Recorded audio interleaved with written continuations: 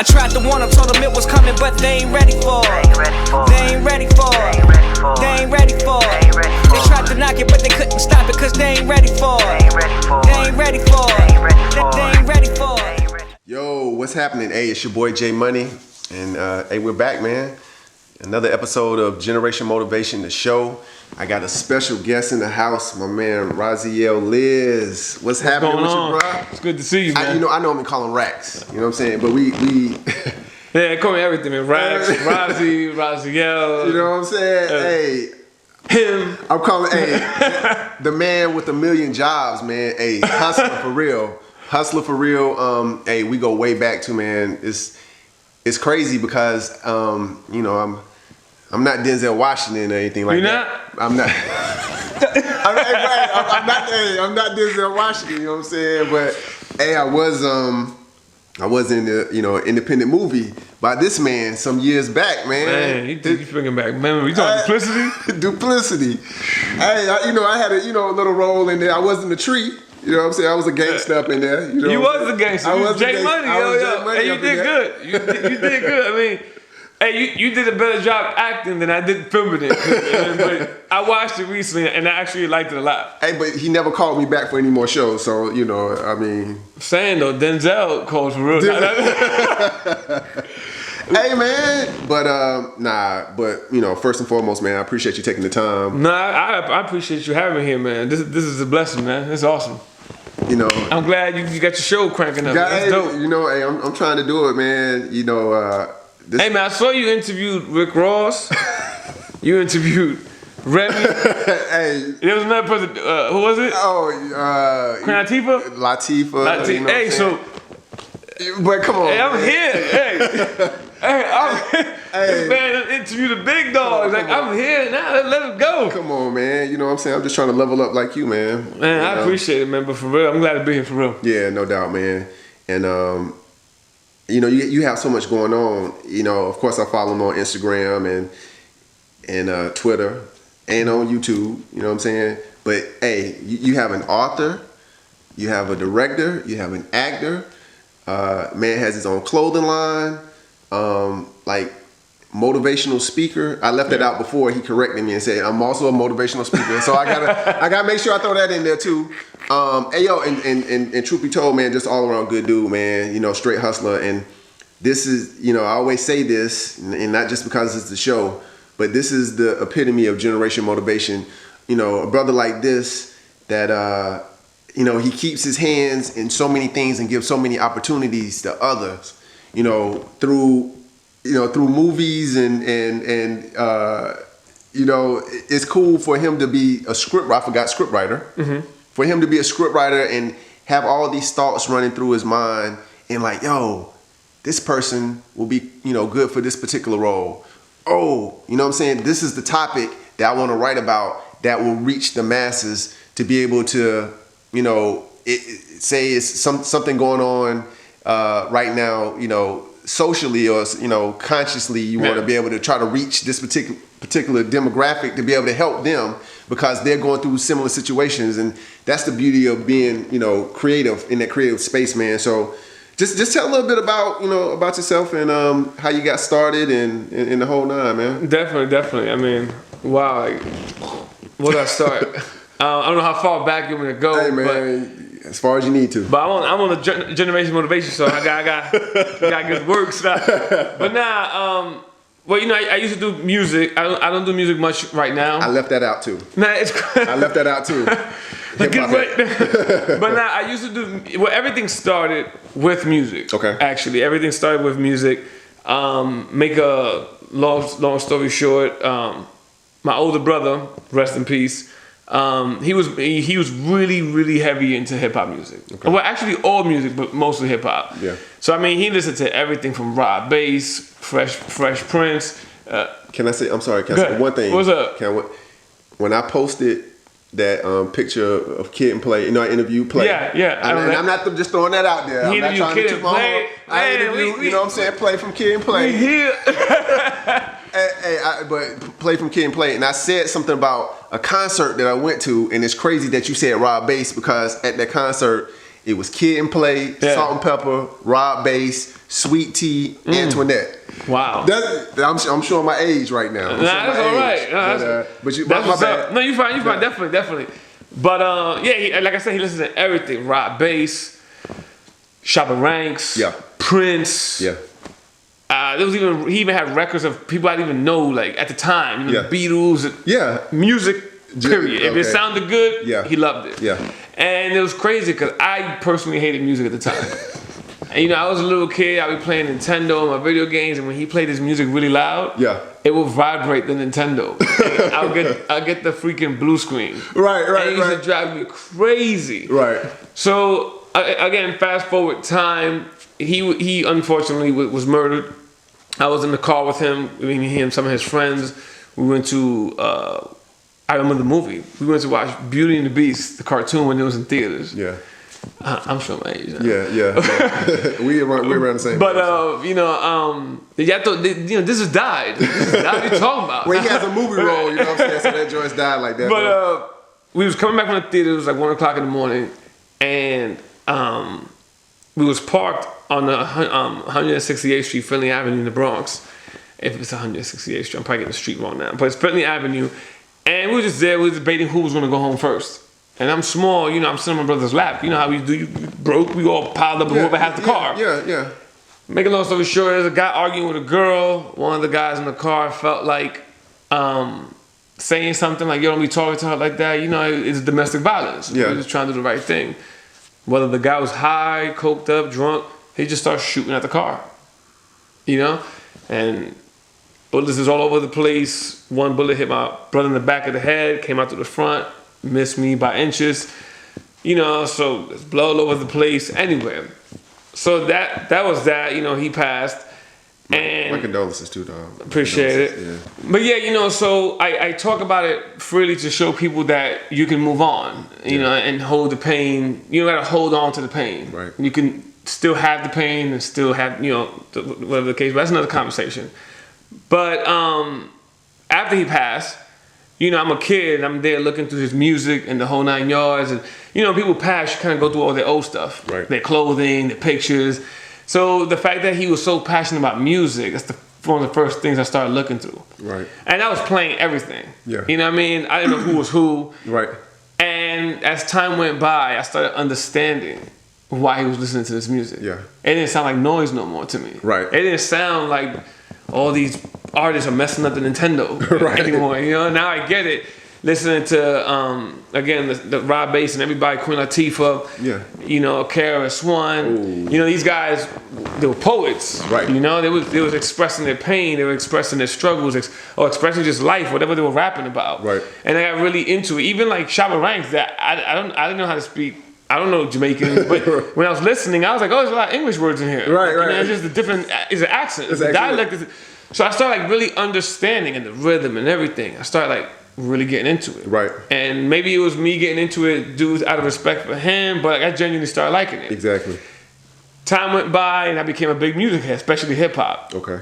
And time went by and I got into the Jay-Z's, I got into the Tupacs, the Biggie, and it was all a dream. And it's like they were saying things that I was like really feeling. The Jay-Z.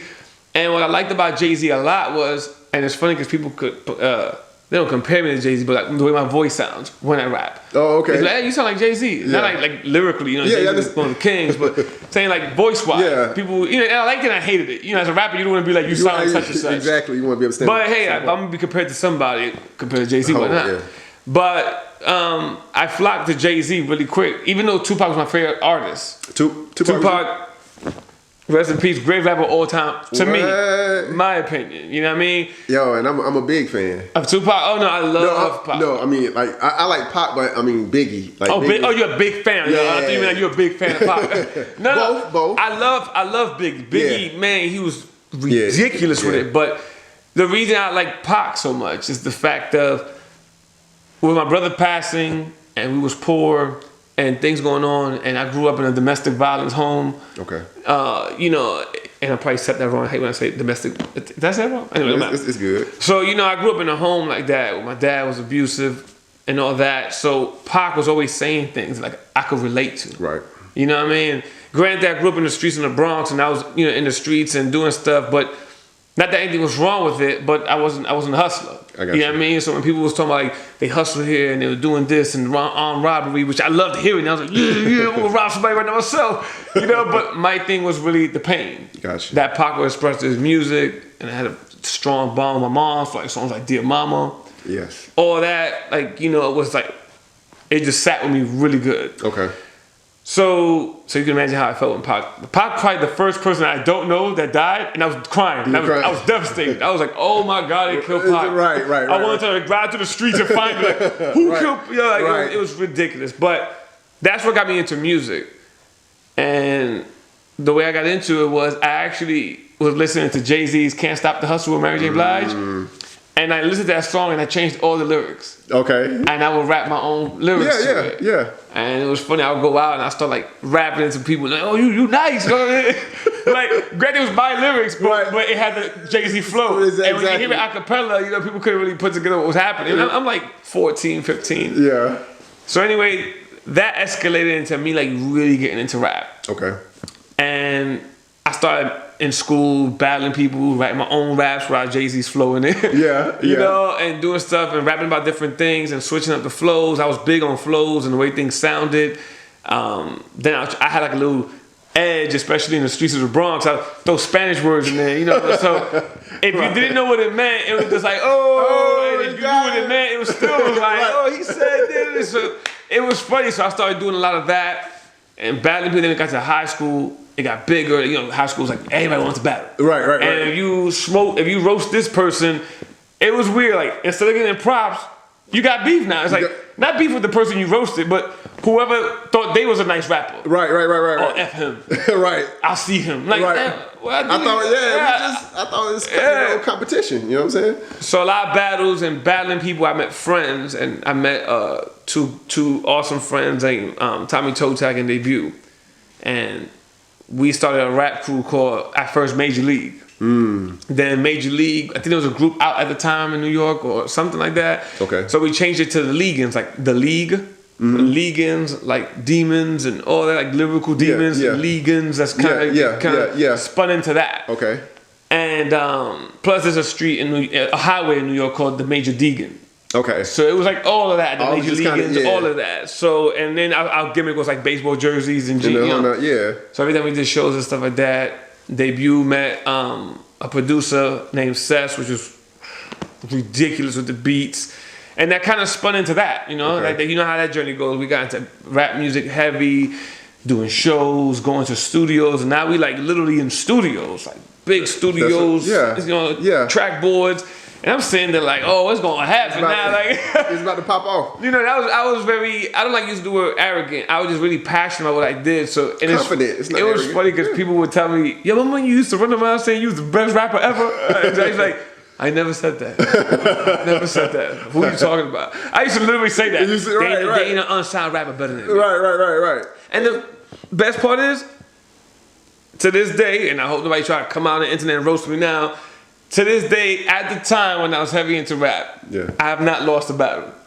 Okay. So I felt good saying that I felt like the best and never lost. Right. The fact that I don't really rap no more, I hold like my own personal title. Hey, bro, hey, you retired undefeated. So you the Mayweather. I actually like respect Mayweather for it. I know people be like, Mayweather.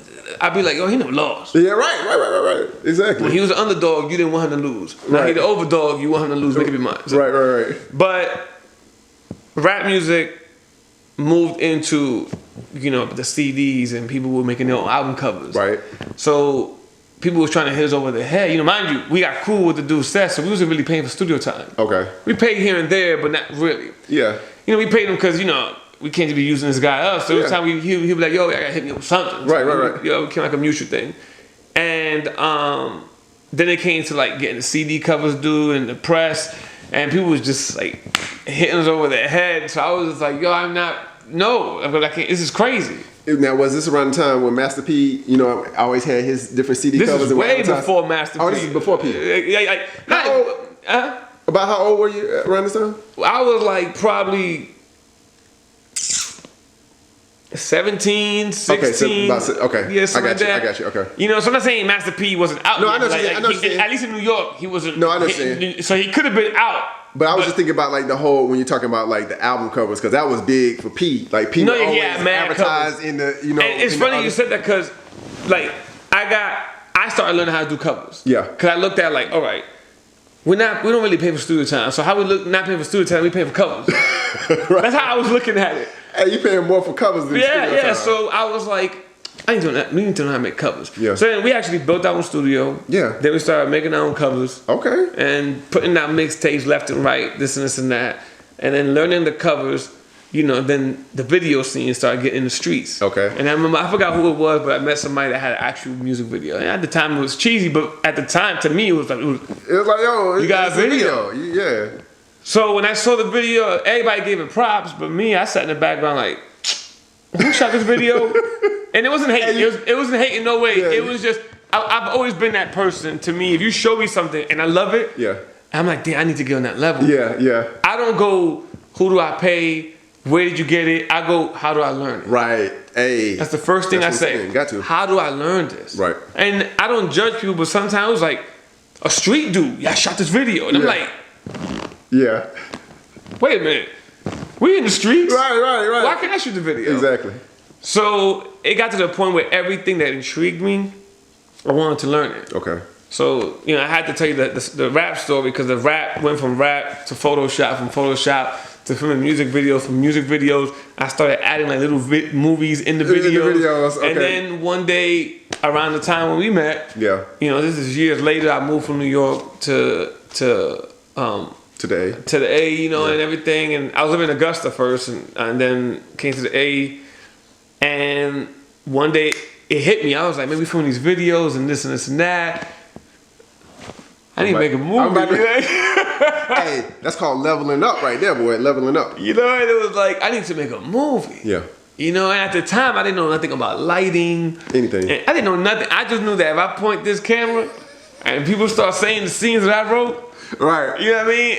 And we changed the angles, and I love movies. You know, I love movies, so I always paid attention to the fact of like, somebody came out and cocked a gun, where they show the gun, they show this, and when dude turned around, his jacket waved. Yeah. I always loved those things. That was big. The movie I wanted, Antonio Banderas, Desperado. Right. Little things like I never wanted long hair, but just him having long hair in the movie, I was like, man, he look cool, man. Like, and you like Snatch too. That was I know Snatch because with Duplicity, like the way it was. Yeah. Duplicity was influenced a lot by Snatch, Lock, Stock, Two Smoking Barrels, and Fight Club. It was influenced a lot by that. Right. You know, to the point that when people watched Duplicity, I don't know if you ever got that image, but some people watched it and thought that the character I was playing, that Darius character, was his imaginary figure.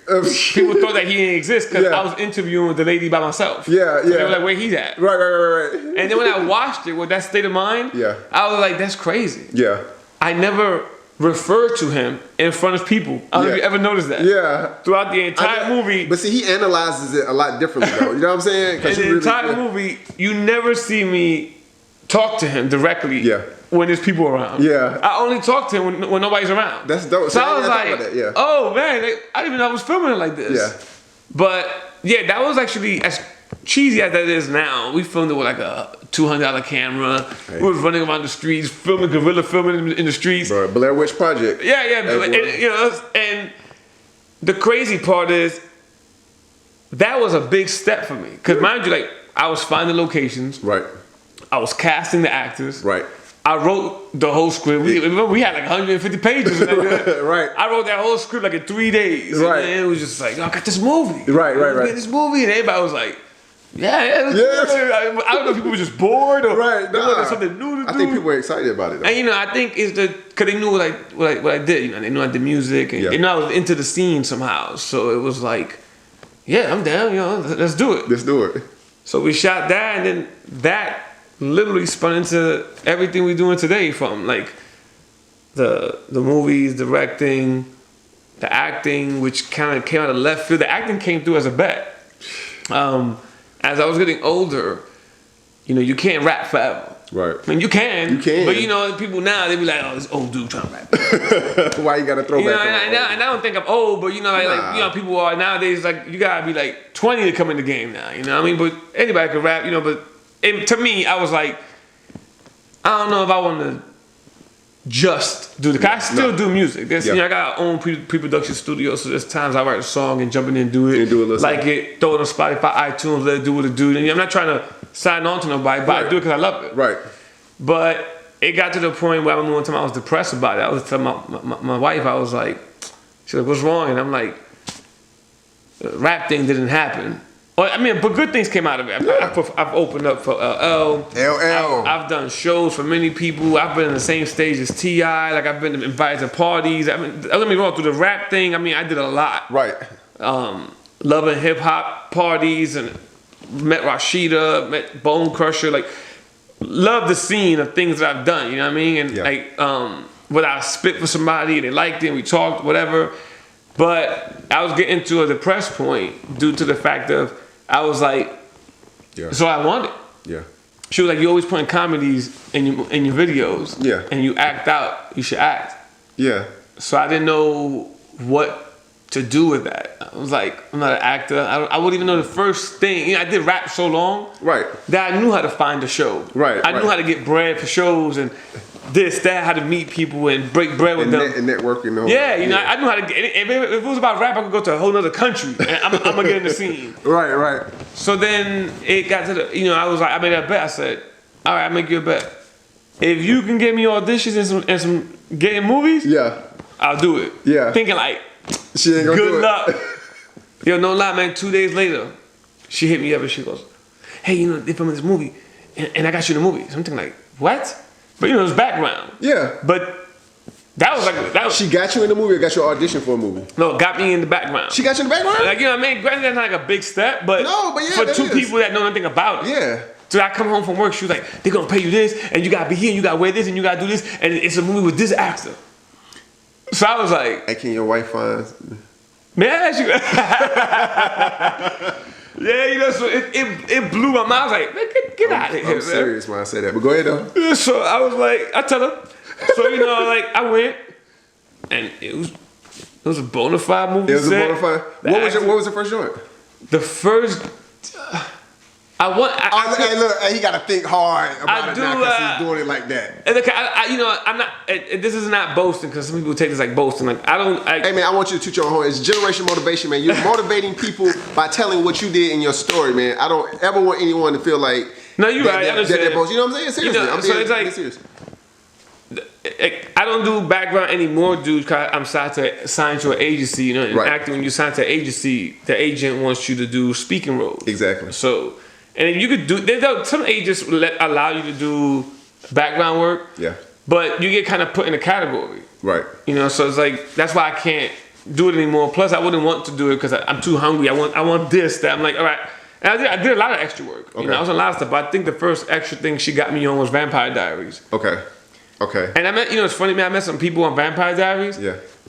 Like, extras as well. Right. That today, like a guy named Derek. I think his name is Derek Evans, and I apologize, Derek, if I'm getting your name wrong. But today, he started up a new company called Respectful Productions. Yeah. And, like, you know, they pay actors to be on their skits, like a living color type thing. Yeah. And they got cameras and everything. The dude that was behind the scenes, he mentioned the idea to me at that time, years ago. Oh, wow. And then out of nowhere, he runs to me on Facebook. I mean, like, recently, like, last year, like, yo, man, what's up? You remember me? I'm like, yeah, what's up, man? He's like, yo, we get in this crank, and if I pay you this much, you think you could be in this movie and in this show and this skit? And so mind you, the dude I was just chilling with, you know, hit me up. So yeah, it was Vampire Diaries. I met him, and Vampire Diaries spun into, you know, and then came home and she was like, I got you another one. And I got you another one. I remember one time I was sitting down, and mind you, they give you like $60 to like $80, so it's like $100. Yeah. And I had like $800 worth of checks in my hand one day. And I was just like, yo, we killing them. You know what I mean? You know, so to me, it was like, yo, what? So that, the 9 to 5. Yeah. It was good stuff. So that's how I got into the movie scene. And from there, you know. So what was that moment where you said, you know what? Hey man, like you said, it's cool being an extra, but yo, I really gotta get it cranking where I'm doing my own movies, where I'm doing my own, writing, directing, being able to give other people opportunities. Like, when did it really hit you? When it hit me like that, well, I always wanted to do it. I've always been, even with the music, I've always been that person that, who was the first set of people that did the vision I had in my head, and you're gonna be like, oh really? Wu-Tang Clan. Ooh. And the reason I say them is because now I don't know I haven't watched the Wu-Tang Clan TV show, so I'm sure the answer I'm looking for is there. On Hulu. But on Hulu, yeah. But I haven't watched that, which I need to. Oh yeah. But the reason I haven't watched it, and sorry, I'm thinking about 100 things, but. I don't know. He's thinking about all the roles that he has coming up. That's what, hey boy.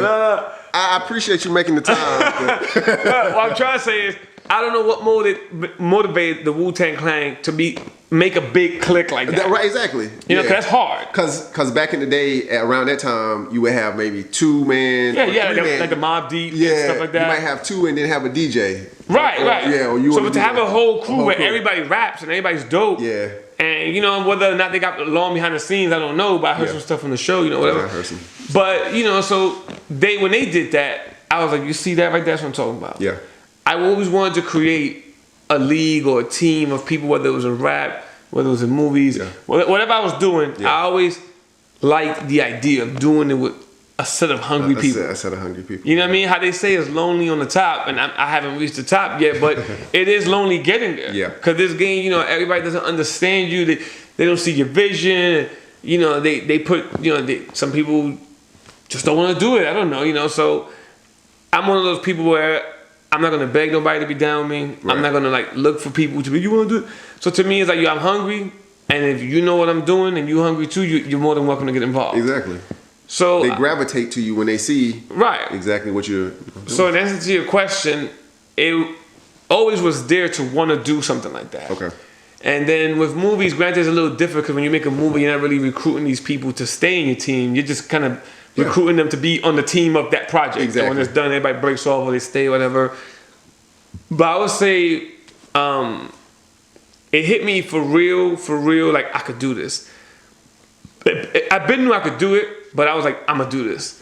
When I started filming Mistakes and Monsters. Okay. And it was always in my mind to write scripts and stuff like that.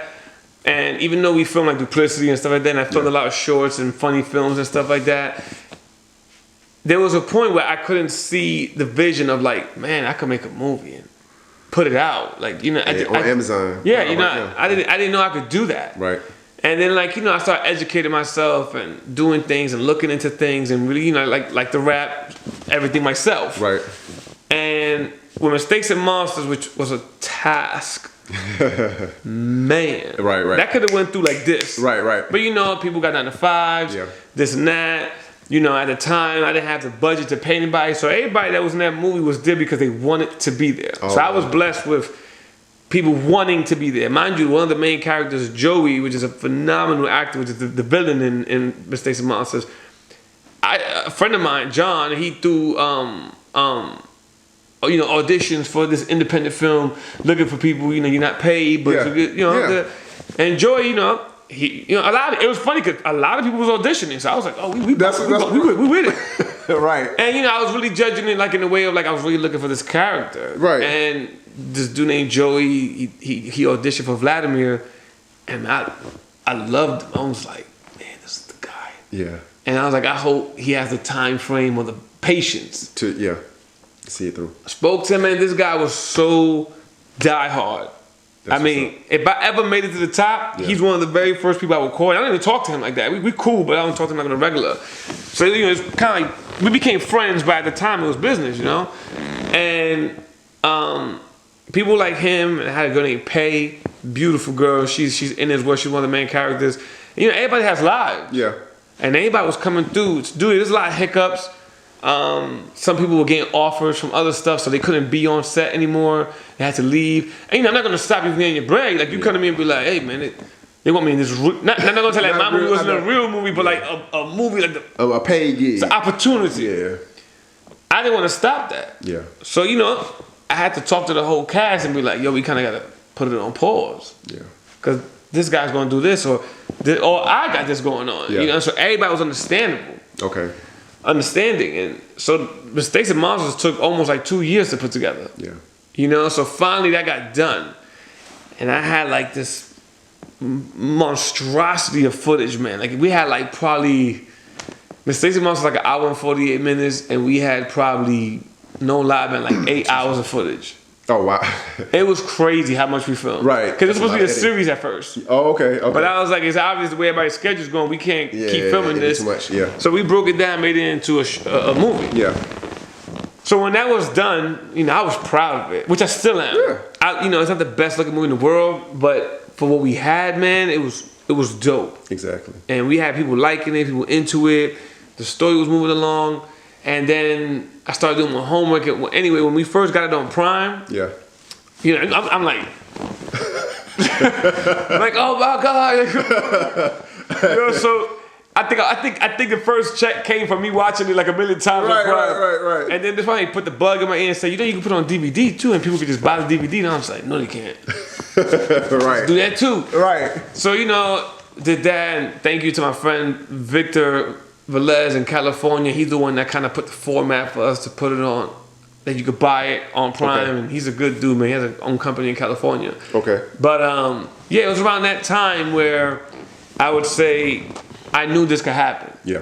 And granted, we're in a place where any John Doe, John, that's a dead person, but even John Smith could throw something on YouTube or Amazon or find platforms like that. You can just do it. But I don't look at it in the sense of like, oh, anybody can do this. No. Anybody can put it up. Right. But not everybody is able to film and get a project going. And I never belittle whatever I'm doing. I never go like, oh, anybody can do that, so I'm not going to do it. Nah. I mean, if you think about just being able to have the vision to first and foremost write a script all the way through. I mean, you got people that can't write poems, and I'm not trying to be funny, because that's not where their focal point is. Like, they have so many things going, but for you to be able to have such a structured, I guess discipline. I'm saying structure, but to be disciplined enough to be able to write a script all the way through, and then, like you said, you're the one that's pulling the entire team together. Right. You're the one that's getting the actors. You're the one that's getting the location. You know what I'm saying? And then you're editing the whole nine, man. I mean, that's just amazing in itself. It was difficult. Yeah, like I wrote Mistakes and Monsters, edited, filmed it, casted it. People helped me with casting, but I made the final say so. What you gonna say? And I was like, when you have major budgets, they actually have people that do all of those separately. Yeah, it's funny because I always said, hey, when I get to that point, I'm gonna have a hard time letting go of the shot. Yeah, I'm gonna take this back to editing. What you mean you gonna edit it? Right. I'm coming too. I'm gonna have to let go of all my jobs and everything. But no, so I would definitely say that's around the time it became like I knew this could happen. Okay. And the feedback was great. Then I have other scripts already done, ready to go. This dude say he has about 5 scripts written right now. Written, yeah. I got like 20 in my head, but like 5 written. And the only reason the other 20 ain't written down is because it's always been hard. It's like when I used to do music, I couldn't write a verse if I wasn't gonna do the song now. Right. I couldn't hold on to it. Right. I wasn't motivated. Right. Like, I can't be like, I'm gonna write 5 songs and have them ready. Right.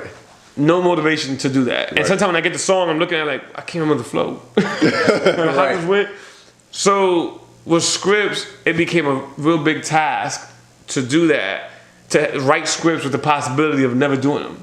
Yeah. You know what I mean? So then, but again, I got educated on the game, and scripts, it's, there's people that they write scripts and 10 years later, that script gets sold. Oh, yeah. You know what I mean? Or it gets filmed later. Definitely. And I wasn't looking at it in the sense of like, I was looking at it at the time, like, I write a script, we got to film the movie. Right.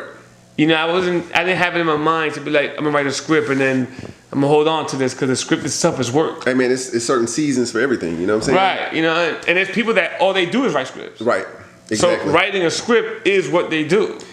You know. Did you ever like take classes for script writing, or was it you did your own research and? Well, I did different courses in filming. Okay. In New York and something here, and script writing and stuff was thrown in there, but the fact that it was focused on filming, you know, they just touched on those subjects slightly. Okay. But no, everything was mostly self-taught. Script writing, believe it or not, came really easy to me. The ideas was. It was weird because it was never to the point where I sat down and went, what to write? Right. How do I start this? Right. Where do I go with it? It's literally like I go, man, imagine somebody made a movie about this. Okay. And just go. And it would just go. And you never had writer's block? Because even me, as like, you know, being a journalist, like sometimes, you know, once I get that first paragraph, I'm like, okay, boom, I'm good. But sometimes it takes me a little bit of time to get to that first paragraph. No, it would take me a second to start the wheels turn, like the first line, like how to start the first word. Like the first line is very important. Very important. You know what I mean? Very important. You know, there's a difference between saying it was dark outside. Right. You know, and saying it was a pale moonlight. You know, maybe dramatic. It's Right, different. You're saying the same thing, but it's like it's different. So because you got to draw the crowd. Right. So writer's block. No, as crazy as it sounds, I don't want to say never, but I can't recall me having writer's block. I can't recall being short on ideas. Okay. And it's like I want it so bad that there's times I'll have just daydream sessions. Like I'll be sitting there like and think of like 8 concepts. Right. And if the concept remotely feels like somebody's done it, talked about it, or is out there, I totally scrap it. Okay. I try my best to write scripts and come up with concepts that's literally either never been done or it's like if something's similar to it but mine is like way different. You know what I mean? Because there's always gonna be something that reminds people of something.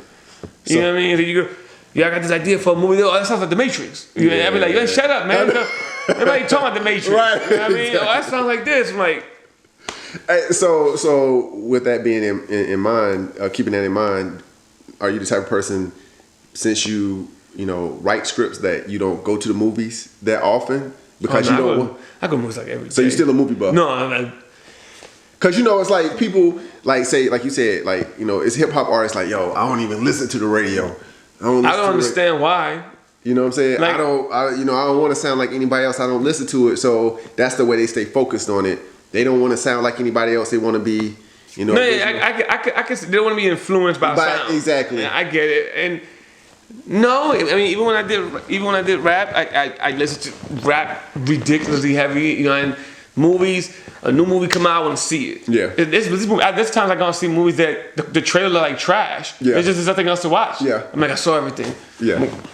I'm gonna go watch this movie about this fish. You know what I mean? Fish cooking. Let's go see it. And I wind up liking it. Right. Exactly. And those are actually the best treats. Like sometimes when I go watch a movie I have no idea what it's about. Yeah. You know nothing.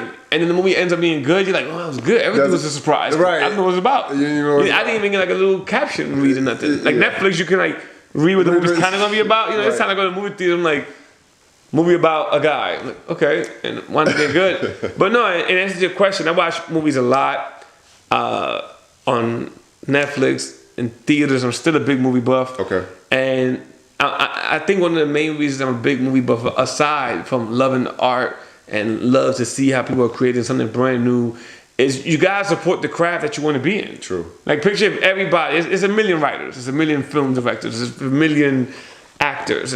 Picture if everybody that was into it didn't support it. What are you getting into? Like there's nothing. There's no system. There's no foundation. No business. No foundation. Structure. Yeah. So when I watch things, I never get influenced and go, I'm gonna do something like that. I never done that. Okay. I get influenced and go, I need to go hard. Exactly. Like, and it's a difference. It's a difference. This movie blew me away. Yeah. Like the last movie I saw, John Wick. Yeah. Man, I love the John Wick. I be watching them and I know they're very straightforward. Like, he's mad at this person, so he kills everybody. Right. It really isn't that much of a story arc. Right. But, watching it, I see things different. Like, I'm watching you know, because you watch, I don't know if you remember watching John Wick, especially the nighttime scenes. They're very colorful. Right. Have you noticed that? Yeah. They have like red and blue lights and neon lights and everything is beautiful. I'm like, what freaking city they at? You know, like, and they're trying to say, this is New York. I'm like, New York don't like that. Remember but that. it's just because the director and the set, the production set, what's it? I'm forgetting what they called it. The guy, the props people, you know, people that created the design, the production. I can't remember their names, but you know, they're looking in this scene and going, all right, back there we're gonna put neon blue lights, and it's far away. Right. But when you're filming here, that gives it an ambience and it gives it a feel. So I see all that when I watch movies. I see what was put on the table, what lights they use in the background. And you look at it from that creative eye. Yeah, you know, so I'm always like, man, they thought this out. Yeah. Because the scene already itself looks awesome, but they added their own things. The elements. And there's another movie that's very slept on. It's called Nerve. You ever seen Nerve?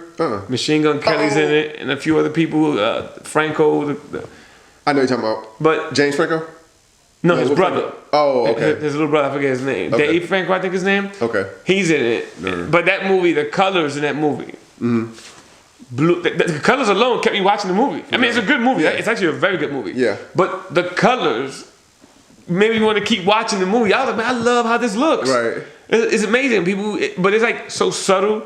Right. That as you're watching it, you really don't even see it. Right. You know, it's like when you watch a movie and they clip to different scenes, you don't really notice that the camera's clipping.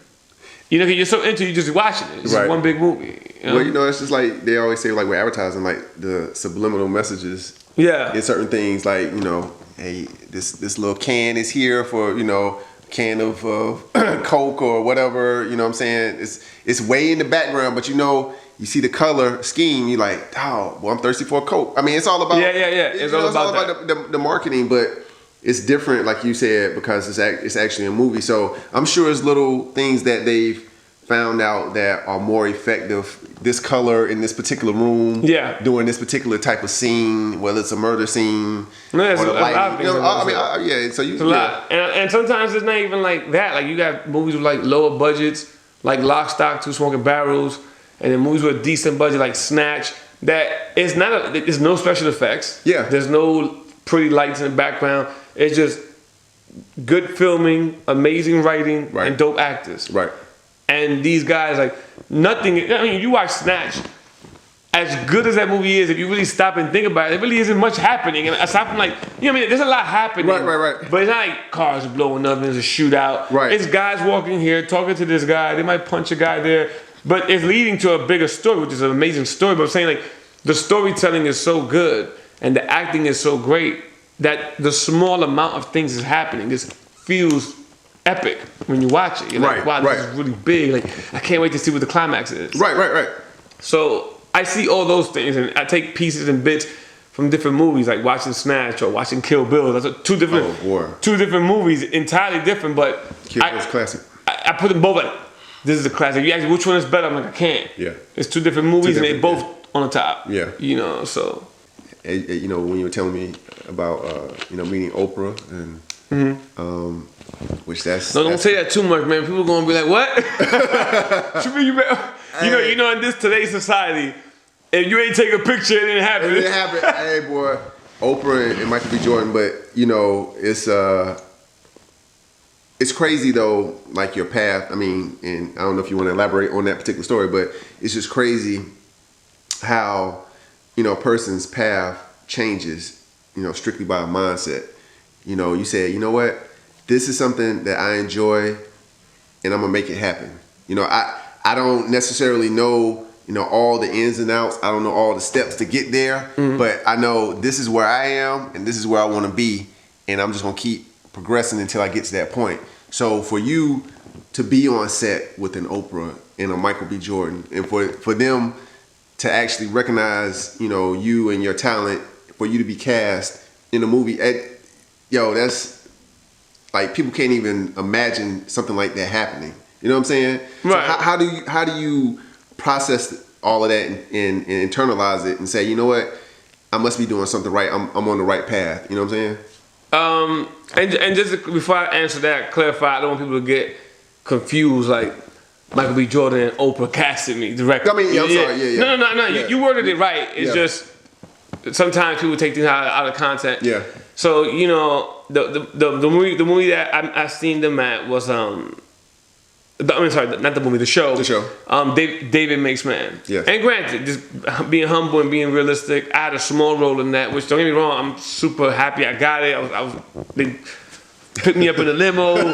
They flew me to Florida, and then they picked me up in the SUV, secret agent style. That's right. It was hilarious. And the lady turned around, offered me shrimp. I was like, what? I was like, wait a minute, we ain't even at the hotel yet. And we're not talking about popcorn shrimp. No, it was real shrimp. Like in the tray, and she got the whole steam tray in the car. I was like, what's going on? Right. They had my name in the airport looking for me. That's what I'm saying. Yeah. So, my agent, who is, she's awesome, man. Like I was telling you earlier when we were talking behind the scenes, there's people that they'll get a few auditions a month or a year. Right. And my agent's like, she on it, man. I get like, when me and you were sitting down talking, I got like 4 of them just sitting there.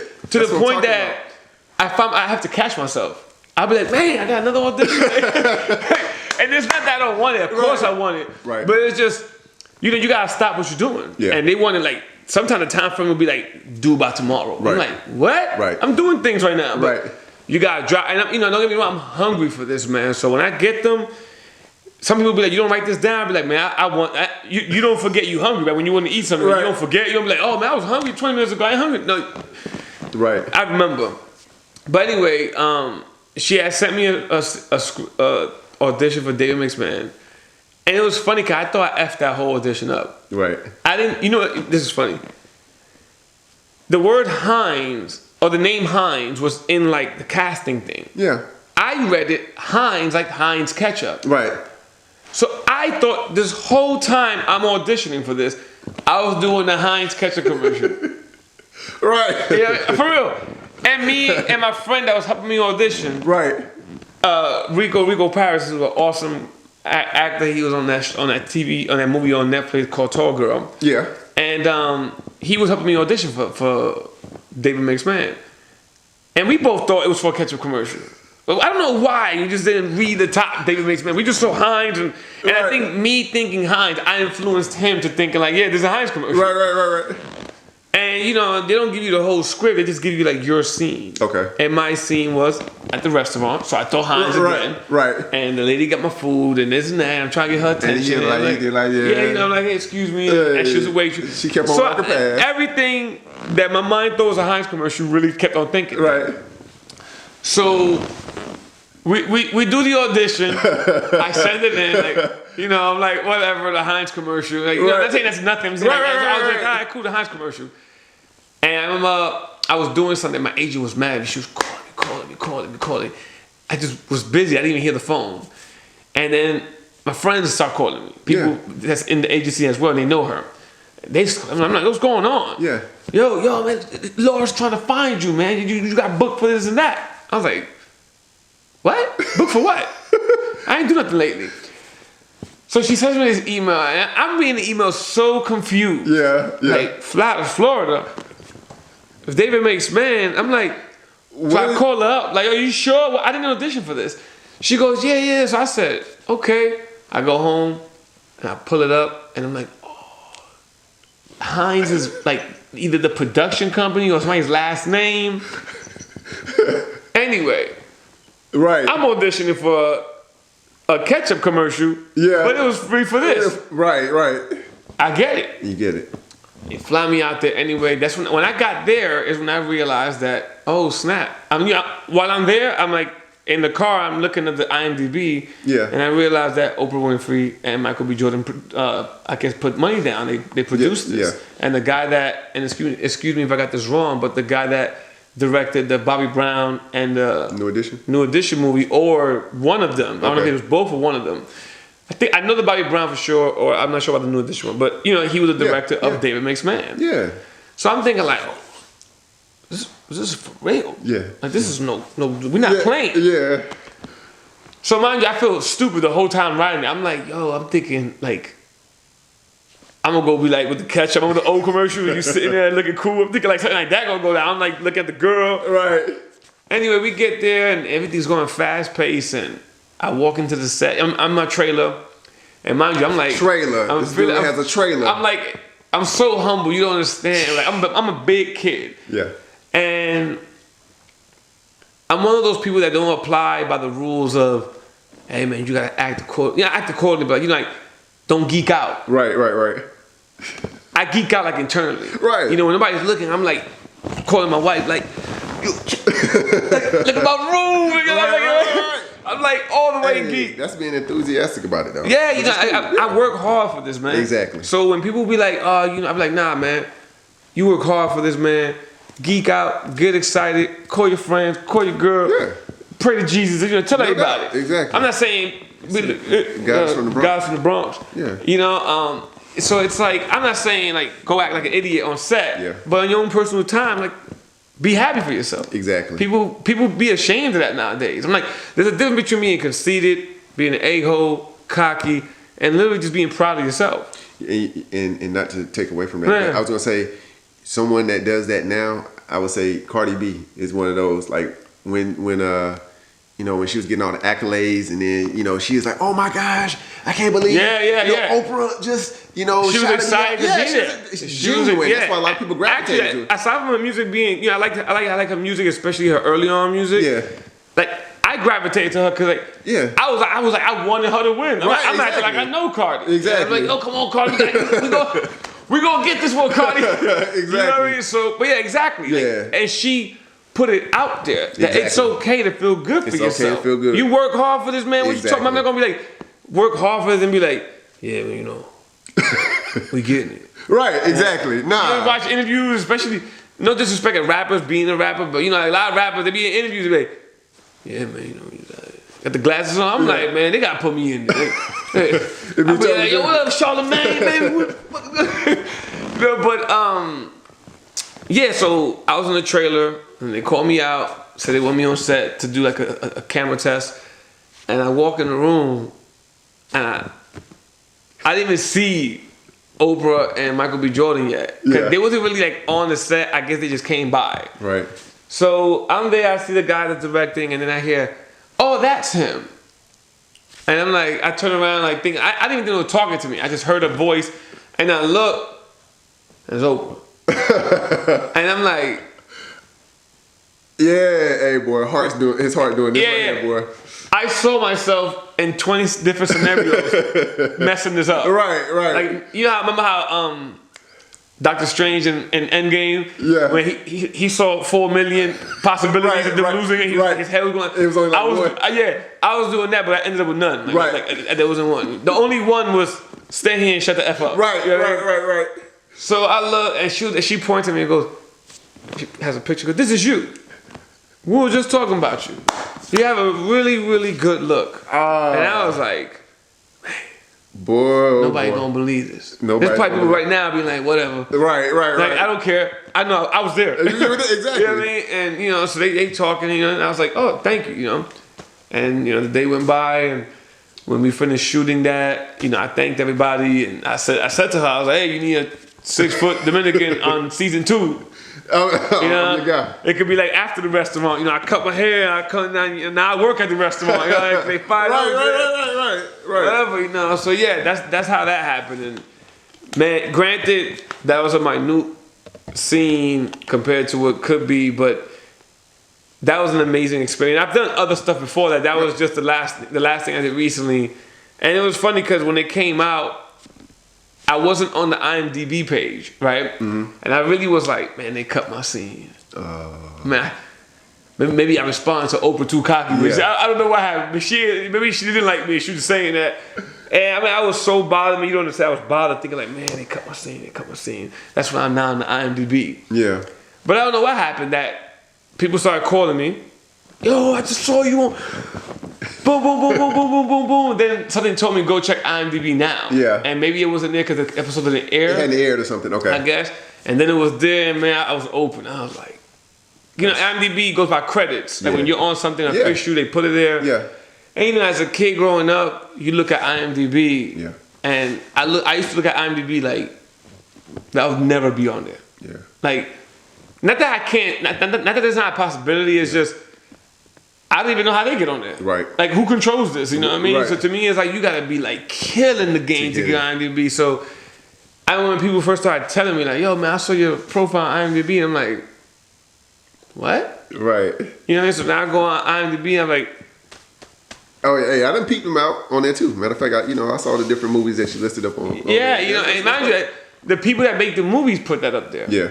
You know, and there are people that they put stuff they do on there themselves. Okay. Because you could like have done an extra background and you could just put there. You know? It up there. And and that's cool, but I take a lot of pride in like I do something and when they put it up, it's like they recognize your work. Exactly. It's like the hard work paying off. Exactly. Like, you know what I mean? So when I saw the IMDb, I'm when I first got an IMDb credit, it was for Homicide Hunters. Okay. You know, reenactment shows. Yeah. And you know, like I don't care what nobody say. Like to me, I was like, "Yo, I'm on TV." Right. Yeah. They paid for me to go to Tennessee and film this. Yeah. And we on set, and then and granted, as far that was the first thing I did that was on TV, like official. But when I got the IMDb credit, somebody told me, man, I straight down cried about it. Yeah. And the reason I cried, it was just like I remember looking at IMDb going, I don't know how they get on there. You know what I mean? And then my mom, not being with us anymore, so to me it was like, man, you know what she would probably felt like if I show her this, man, like man, but my little brother was like, nah, man, she see, this and this and that, like don't water it down because you can't celebrate it with who people you want to celebrate it with. Yeah. So I was like, yeah, you're right. So now I do it, when I get something extra or more credit or a new stepping stone or a new accomplishment, I really push people into motivating themselves to, celebrate your accomplishments. Got to. You know what I mean? I'm not saying run around boasting and belittling people, but you celebrating your own accomplishment push you in a position to want more. Exactly. You know what I mean? I'm not saying be greedy, but want more in the sense of like, I made it this far. Right. I can go further. Exactly. You know what I mean? You never know how far you can go, especially if you're one of those individuals that have a lot of hunger for it. Right. So, yeah, I drifted off topic. No. Yeah. And I was going to say, and that kind of leads into now. Like, so you're actually filming a movie now, Line in the Sand. Yeah, Line in the Sand. I took a break. I took a break after.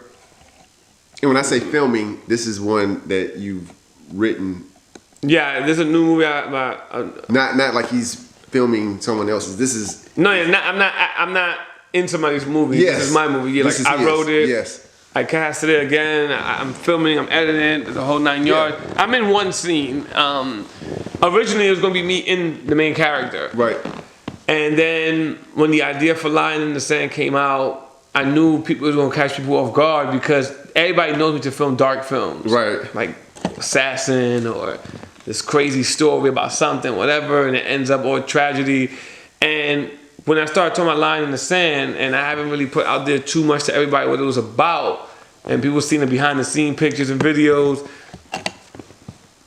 they started questioning like, "Oh, this is kind of different. What's happening here?" Like, the characters are not characters that I would normally put in something. Right. I'm always trying to film something where like everybody looks cool and they're in suits. Yeah. You know what I mean? And this time I went like, I want you to be very basic. I don't want every day. And I don't want nobody to look like they balling out of control or nothing like that. Right. Very simple, and it's a movie that is going to be everybody can relate to it. Right. Everybody. And I know a lot of people say that about movies, but this one is dealing with the topic at hand right now, with people dealing with depression, and people dealing with self-motivation, and people getting put down, and people not being there for them. Right. It's one of those topics. Okay. So Line in the Sand is filming now. We're actually pretty deep into it, and I'm loving it, man. Like I was telling you earlier, we got blessed with the Mother Nature wasn't outside, man. We've been filming, and it'd be like a thunderstorm, and the actor in this movie is crazy because the main actor has never acted before. Okay. And I know this guy for a while, a good guy. I mean, he makes music. He's actually the guy that scored the entire Mistakes and Monsters movie. Right. Aaron Moses, which is a phenomenal guy, awesome friend, and a great producer. I called him up one day and was like, "Hey, I got an idea for movies." I guess he's thinking like, "Oh, he probably we're gonna talk about some music." Yeah. And he was like, "Okay, what you need?" I said, "Yeah, I need you to be in it. So he's thinking like, and mind you, he's kind of like I wouldn't call him shy, but I could tell that in his mind, he never thought like, yeah, he'll be in the movie. Okay. So he quickly thinking like, what? So I was like, yeah, I want you to be in this movie, man. Just trust me. The idea is gonna be crazy. I almost don't need you to say nothing. But how I'm the main character, I don't say that much. I was like, yeah, you know what? I'm saying it wrong. You actually don't speak. Right. But when I tell people that, they're like, so he don't talk? He's mute? I don't know, he can talk. He don't talk, but he's talking. Right. So people are like, whoa, like, what are you talking about? Hey, it's a dope concept. So I'm like, and again, I don't want to spoil it, but I told you behind the scenes it was. So with that being said, it's just like, I can't wait for people to see it. Yeah. To see how we spun this whole thing where there's like so many topics at hand with what people deal with today in today's society. Emotions and being there for people and motivating people. The movie's highly surrounded about that, And like we were talking about earlier, it's cool because you said that you don't want to do something that someone else has done. If someone says, hey, that's like this and that, but see, he told me the concept of the movie it's not like anything I've ever seen before. No, cool. It's definitely gonna be dope. I want people to take away from it like, man, like they really did that. Like I want they finish to be like, yo, did that really just happen? Right. So the actors on this so far are dope. And like I said, Aaron, the main character, has never acted, but he's killing it. Right. And it's crazy because he's never acted, and when I put him in scenes with people that are like acting for a hot minute, they're like, this dude never acted before? Yo. They're like, thanking him for being in it. Right. They're like, yo, you killing it, man. Yeah. And I was telling him, I was like, yo, you know how sometimes you're doing something with somebody, you try to boast them up. Right. And I keep telling them, like, yo, I'm not boasting you up, man. Right. I like you, and people love you. Like, they really like, yo, that's the guy. He's doing it. He's the guy. You know what I mean? So it's coming out real nice, man. I'm liking it a lot. I play a funny role, man. My role is hilarious. I'm in just one scene. I'm telling a story about something, but when people see my scene, they're gonna be like, "Yeah, man, you an a-hole, yo. Like, why would you say that?" Like, so it was pretty funny, man. We got snowing and things are going on. It so far has been crazy, and we've been blessed with being able to film in these crazy climax temperatures, like snowstorms and rainstorms, and we're still like, keep filming. Let's go. And the actors are like, yo, I don't care, man. I'm ready. Yeah. Like, let's do it. And one guy, a good friend of mine, Pedro, another guy that's never acted, but I wanted him in it because he's playing a younger version of the main character. Right. Man, it was freezing cold. We in front of a lake. Right, like around the lake. We in front of it. Right, you can touch the water. Freezing. There's nothing but water around us. Trees, fog, and we're like in little jackets, freezing, trying to film these scenes, and everybody's like, "Oh my God, we're gonna die out here." Right. So me feeling bad for him, I'm like, "Yo, we could do it a different day." Yeah. He was like, "Nah, man, let's go." Hungry. Yeah, and then it started snowing and everything, and he was just looking at me like, "You want me to keep going?" I was like, "Yes, please." And we got all this, man. That when he saw some of it, he was just like, "Yo, thank you, man. Like that looks crazy." That's crazy. Everything happened perfect. Yeah. Like it was just meant to be. So like, I'm very motivated to see how this comes out, how people are going to receive it, and win all the awards at the film festivals. Nah, that's what's up, man. And of course, that's a great segue into Generation Motivation. I mean, you're speaking about... man, I see you killing them with that. Man. Like, yo, you, man, that's dope, man. What you're doing with that. For the website. Yeah. And thank you for putting Mistakes and Monsters on there. Oh, yeah, no doubt, man. No doubt. It's things like that I appreciate like crazy. Like, I know when you was telling me, like, it's small thing. I'm like, nah, man, it's your website. And you don't owe me nothing. And then you put Mistakes and Monsters on there. I was like, wow. It's repost. The crazy thing about it, though, is, I wasn't on social media. And, I just recently got on social media. And I just started, kind of going through, seeing what people were doing and this and that. And I was like, man, once I saw you on there, and I definitely reached out. Like he said, man, good dude, humble dude, man. He immediately was like, yo. And I told him, I said, man, I'm thinking about getting back into that writing and doing some things. He's like, yo, bro, you need to do that. Man. I promise you, those were his words. Hey, man, do it, man. Do it. Mm-hmm. you know, which is cool, man, for people to be able to have that energy and be able to motivate someone else to do what their passion is. So how do you, and I ask this question of everyone that I interview, how do you feel that you're motivating your generation, man? Motivating my generation? Mm-hmm. I mean, I feel like I motivate in many ways, especially through social media, which social media can be good and it can be bad. Social media's always been good to me. Let me say it like that. And I've seen how it can be bad. Right. But it's always been, I've always molded social media in my favor or in somebody else's favor or for what it should have been, it should be. Right. And with that being said, there's many people that reach out to me and they like what I'm doing, or I get this a lot where people will hit me up and I guess they follow my journey, right? And they seen how I went from like day one to now, or whether they jumped in the middle and went backwards, collected some information and came this way, whatever, you know, right? And they see everything and they know things like my mother passing, my dad passing, brother being killed, whatever.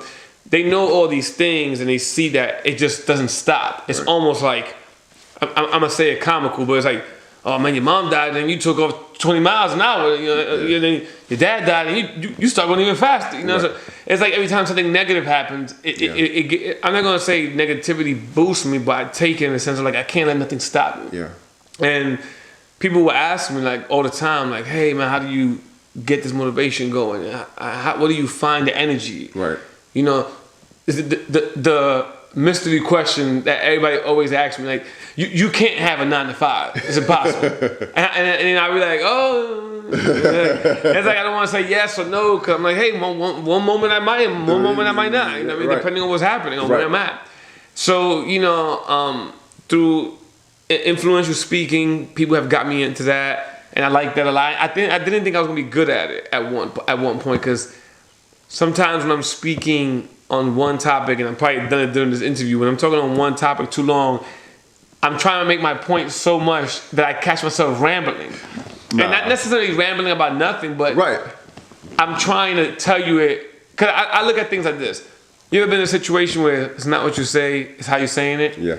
Sometimes if there's 10 people in the room, I could say this and this and that, and 2 people caught it. Right. But these people didn't. Exactly. So I always have that in my head, so I'll say things like 15 different ways. Different ways to make hoping sure that the whole room is like, okay. You know what I mean? Right. So feel bad for whoever caught it first, because they're like, you explain this thing for 2 hours.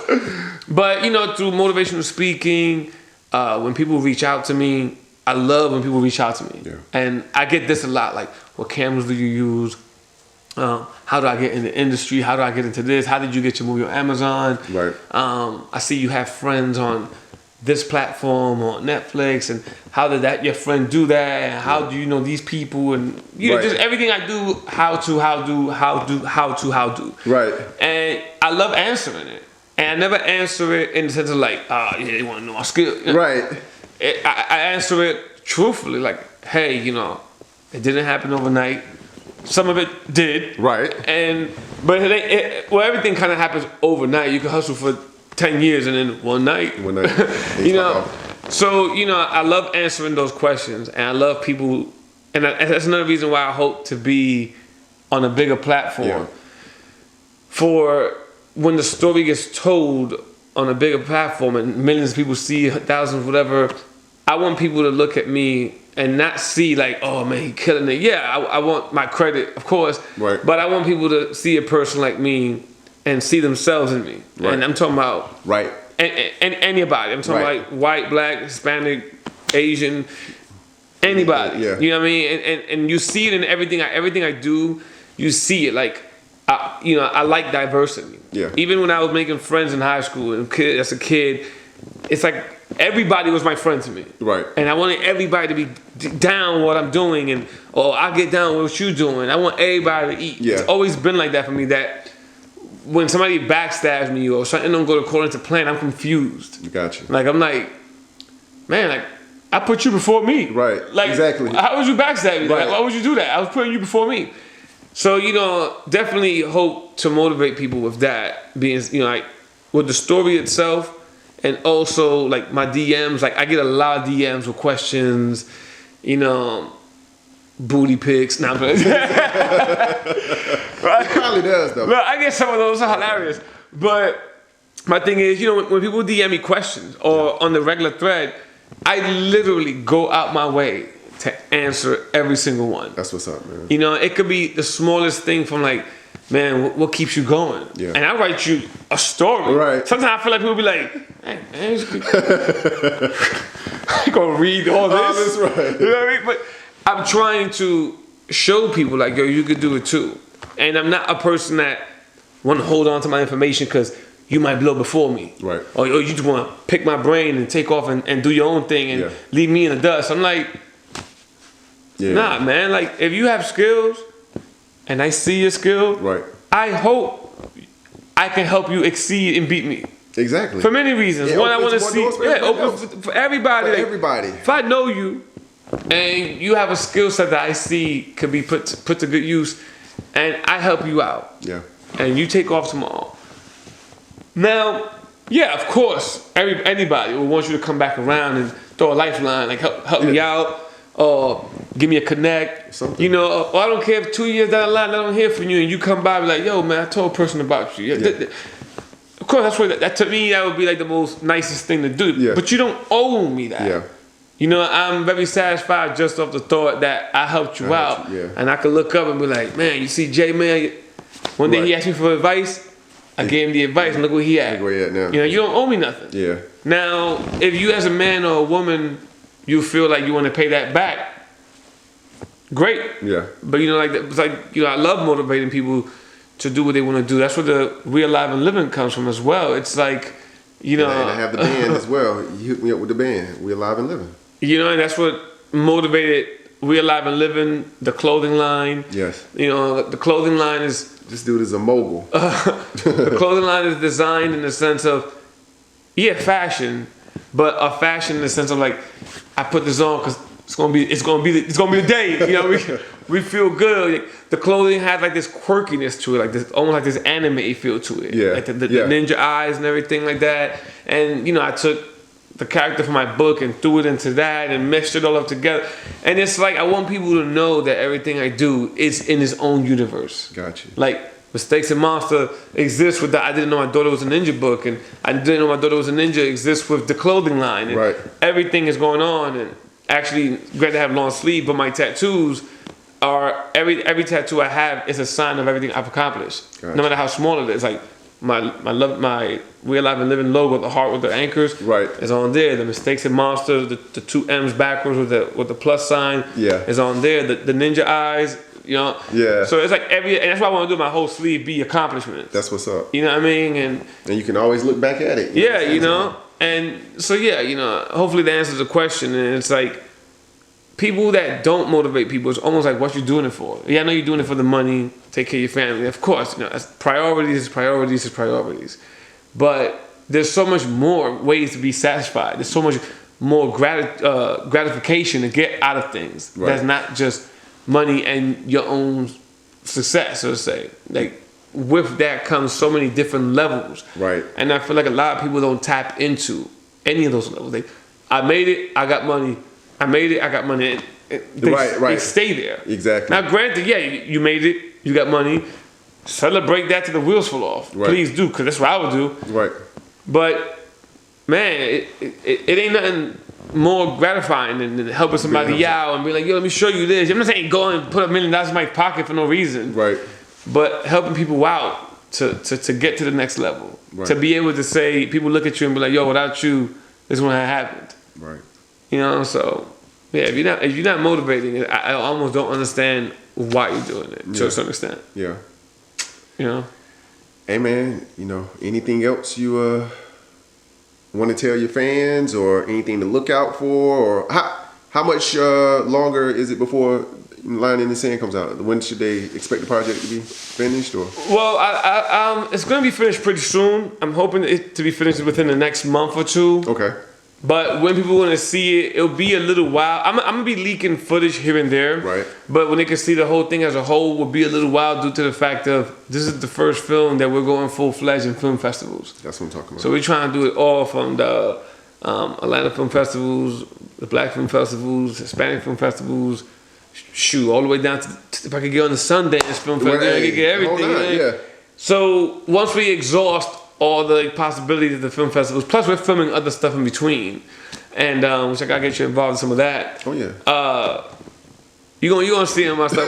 We're gonna bring J Money back. Hey, no doubt. You know, No so filming other stuff in between is gonna be fun to do now that I'm like really back in the scene full-fledged. But as far as Line in the Sand, once we exhaust everything we could do with it as far as film festivals and behind the scenes and trying to push it. Yeah. Once I get to a point where I'm like, all right, we pushed it enough and let's move on to something else. We're still gonna push it, but then I'll release it. Okay. Where everybody can see it. I got you. Film festivals and stuff like that, they're very particular. Like if it's out in the media and everybody's seen it, they're not really gonna mess with it. It needs to be like an exclusivity thing for them. Okay. So yeah, that. Get that thing to Cannes Film Festival too, right? The who? Was it Cannes Film Festival? Cannes. Never mind. Don't worry. We'll edit that. But we're gonna get that one soon. if I'm not hearing the name, I'm sorry. But we'll edit that. But no, yeah, I'm trying to get into all the things. All the film festivals. All of them.